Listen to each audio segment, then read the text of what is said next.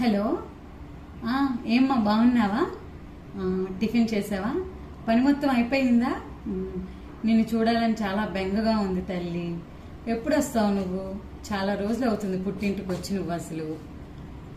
రేపు శనివారం ఆదివారం రావచ్చు కదా. శుక్రవారం సాయంత్రం వస్తే 2 రోజులు ఉన్నట్టుండిద్ది. ఏంటి పిల్లలకి స్కూలా? ఒక్కరోజు దేవుందిలేమ్మా, తీసుకురా. నిన్ను చూడాలని చాలా బెంగగా ఉంది. కన్నతల్లిని అర్థం చేసుకోవాలి కదా నువ్వు.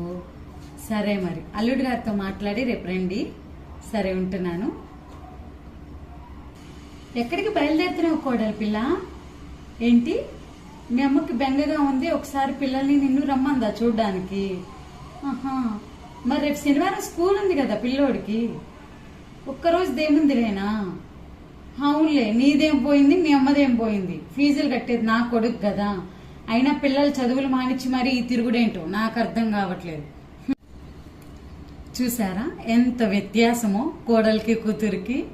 కూతురిదేమో ఒక్కరోజు ఏముందిలే పోని, అదే కోడల దగ్గరికి వచ్చేసరికి ఏమో ఇలా మాట్లాడుతున్నారు.